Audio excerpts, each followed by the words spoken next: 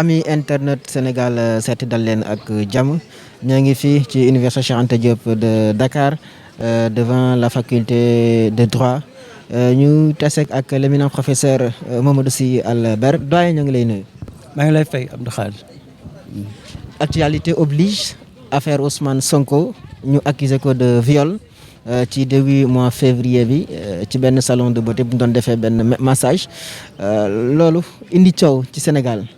lan moo ci sa jàngat en tant que analyste politique. waaw lu ñu mën a jàng lu njëkk moom mooy que accusation bu grave la parce que viol ak menace de mort loolu accusation bu rëy la léegi nag xaw na bett quand même xaw na bett parce que yaakaaruñu woon que Sonko dina am problème bu mel noonu bu ñu xoolee daal taxawaayam ci espace politique bi depuis bi mu créé Pastef ba tey ji fu ñu ko ràññee daal mooy ci xeexu politique xeexu politique défendre Pastef défendre projet am défendre aussi askan bi bon wane na aussi que moom militant responsable bu am pas-pas bu am ambition et dernière élection présidentielle 2019 wane na que am na ñu nekk ci gannaawam léegi nag affaire bi bu mu génnee ba tey ji ba keroog lu ñu mën a jàng lu bees xëy na sax beesul noonu mooy xale Pastef ak militant ak sympathisant Pastef nu ñu taxawee jàkkaarloo ak police wane na Pastef parti la am na ñu nekk ci gannaawam am nañu organisation am nañu aussi détermination loolu dafay rappeler rek que tey ji taxawaay Pastef ak Sonko dafay mel ni moom moo remplacer PDS ak Abdoulaye Wade donc daal force politique la am na organisation am nañu détermination ragaluñu aussi bon loolu aussi jàngat bu bees la parce que kanam bu bees la mësuñu dégg Pastef di def mobilisation bu mel noonu surtout jàkkaarloo ak police bon ñetteeli jàngat bu ñu mën a am mooy sur le plan politique que tey ji Sonko fël na comme leader d'opinion parce que boo xoolee du militant yi rek ñoo ànd ak militant Pastef rek wala partisan Pastef mais jeunesse bi ñu ci bari dañu ànd ak moom surtout contexte bi ni mu waxe Sonko li mu wax dafa nit ñi dafa dugg seen xel moo di ni que dañ koy fexel bon loolu defe naa ñu bari loolu lañ jàpp muy jeunesse bi muy population bi même acteur politique yi loolu la ñu gën a jàpp ku ñu ngi koy fexel lii dañ ko tuumal teguñu ko fenn loolu la pour l'essentiel nit ñi jàpp léegi nag affaire bi jeexul bon mooy jàngat bu mujj bi mooy mu ngi dem ci yoon parce que su fekkente ne assemblée nationale dem na ba réunir bureau bi ba réunir président commission ne dañuy dem pour taxawal benn commission ñu étudier situation ñu def lever immunité parlementaire Sonko loolu bu mu firnde mooy que ñu ngi dem ci yoon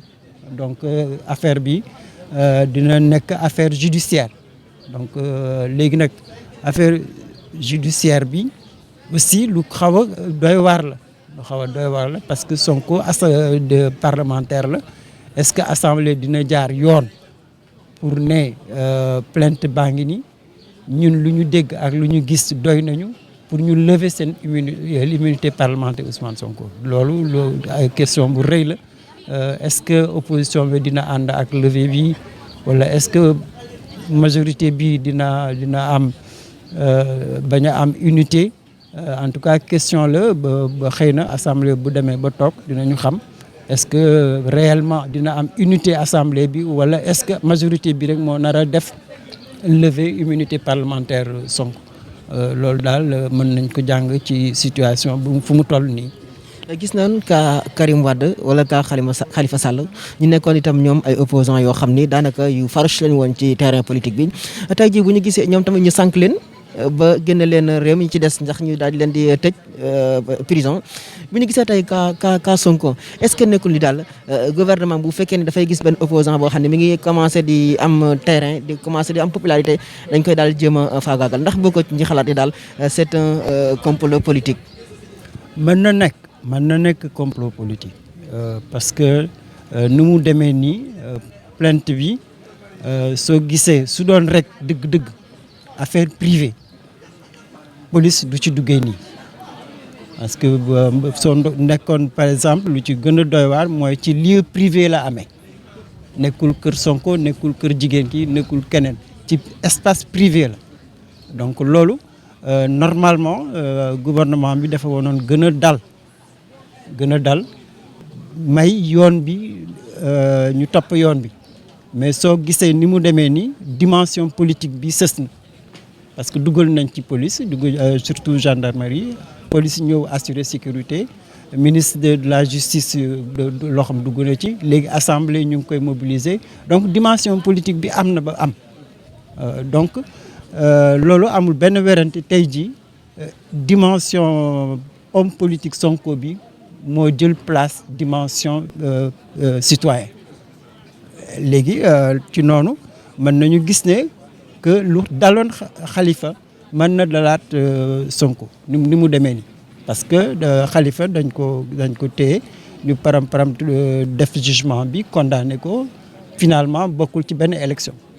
soo gisee aussi Karim Wade c'est exactement la même chose même bu dee procédures yu bokkuñu créé la ñu jaar ci mais en tout cas ni ñu def mobilisation gouvernement bi ba juger Karim tëj ko dafa xaw a dañu yàkkamti am na précipitation te cas Sonko bi am na ñu ngi dugg ci précipitation à moins de 3-4 jours xëy na semaine bi bu muy jeex dinañu xam est-ce que Sonko dina dem wuyu est-ce que dinañ ko def procès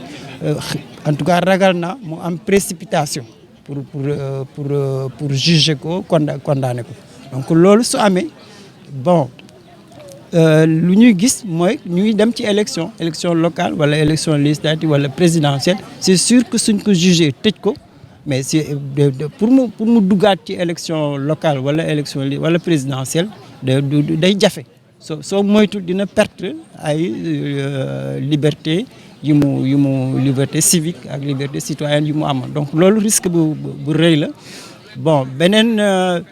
facteur bi nga xam ne moo tax nit ñi gën a ragal loolu mooy que Karim nguur gi dafa yaakaaroon que mën na nekk candidat en 2019 loolu tax ñu tëj ko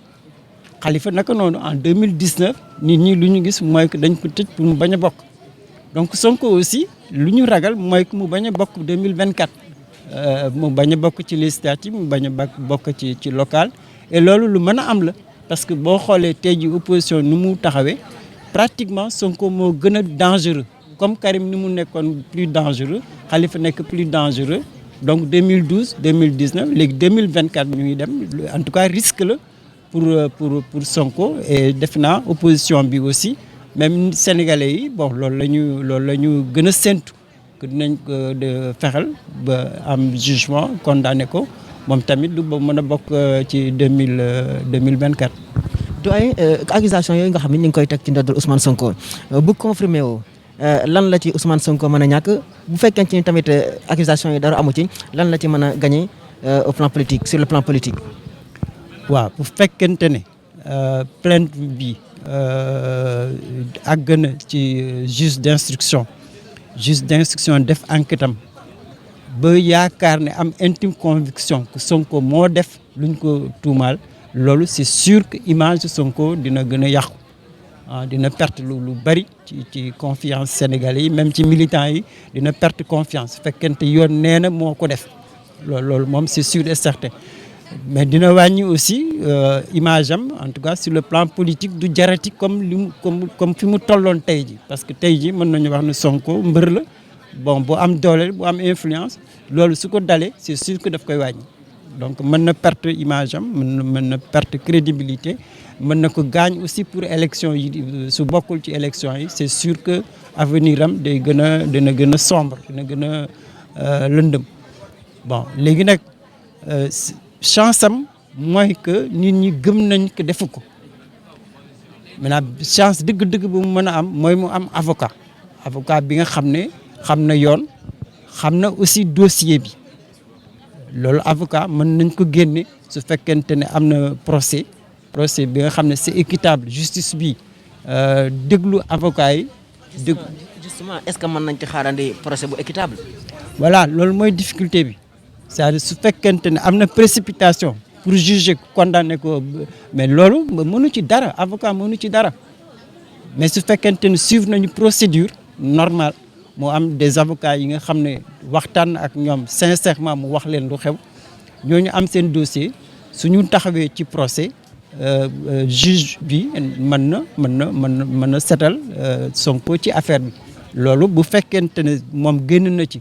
loxo bu set c'est sûr et certain que loolu nguur gi moo nar a fabriquer Sonko pour mu nekk candidat 2024 contre Macky Sall donc loolu en tout cas su ci amee ndam yoon bu rëy dina ubbi pour Sonko. mais est-ce que état bi dina nangu perdre procès bii nii est-ce que état dina nangu perdre procès bii nii pour comme ni ñu ko gisee ci yeneen opposants yi chaque instant daal état mooy gagné ba condamné ñi nga xam ne ñooy accusés yi. waaw loolu mooy enjeu bi su fekkente ne Sonko am na avocat yu baax mais su fekkente ne aussi opposition bi taxaw na c'est-à-dire ñu def lépp pour mu bañ a nekk procès bu ñu yàkkamti loolu mooy chance bi mu mën a am ñu retardé ko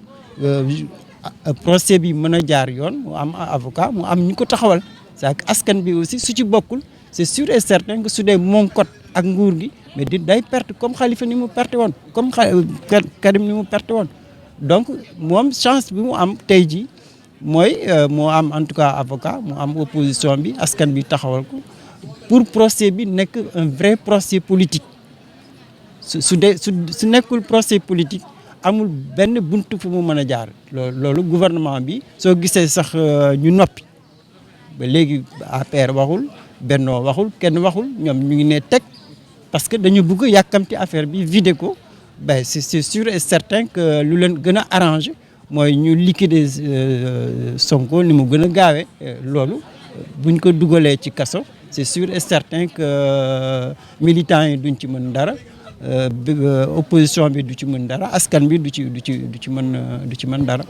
mais au-delà des accusations de viol et de menaces de mort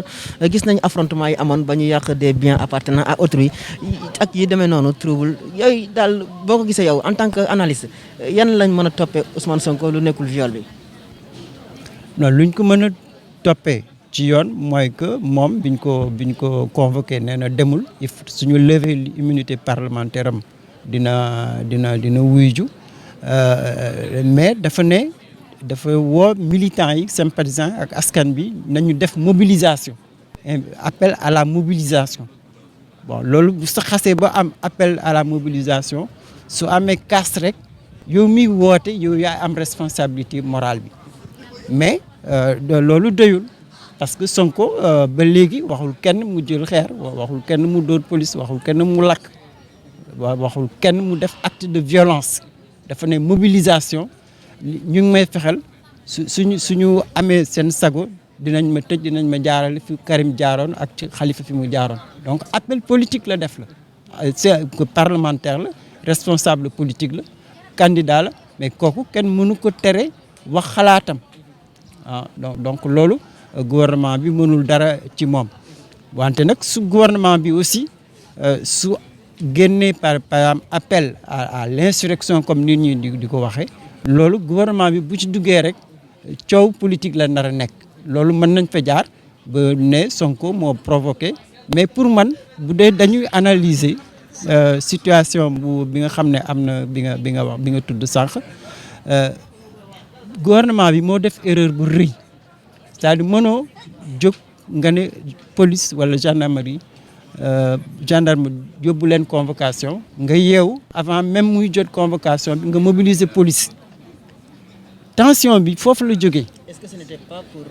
disperser les foules comme période mbas mi ñu nekk dañuy éviter rassemblement yi. non mais loolu da ngay préparer soo xoolee situation Kër Gorgui pratiquement force de sécurité yi amuñu woon benn plan mais normalement su fekkente ne décidé nga da nga war a jël disposition au moins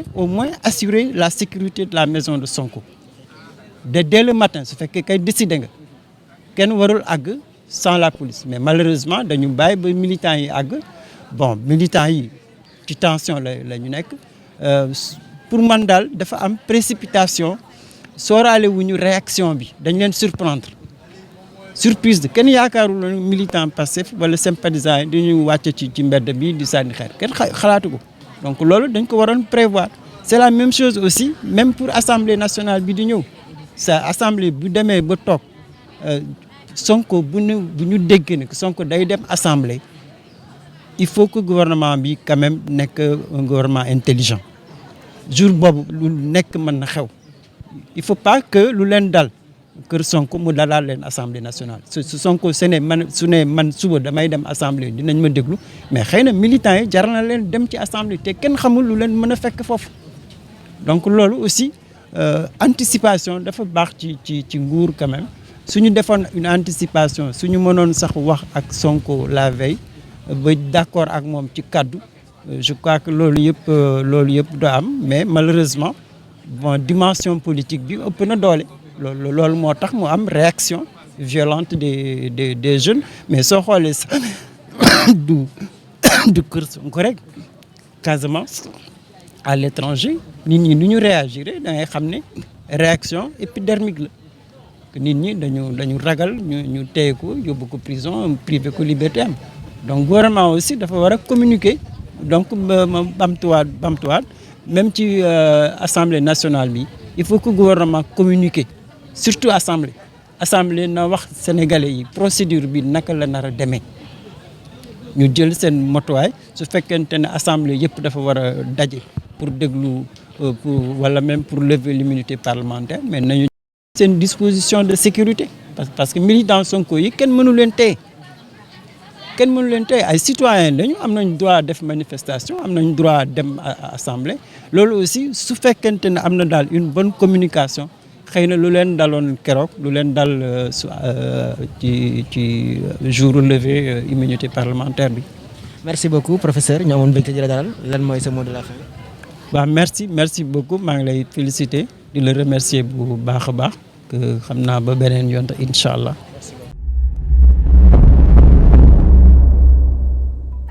cheetetetet mais yow sawaay yow fu ñu la fekk yaa ngi ci kanamu ordinateur bi wala sa kanamu tablette ba sa téléphone portable lu xew mais damay lire ay information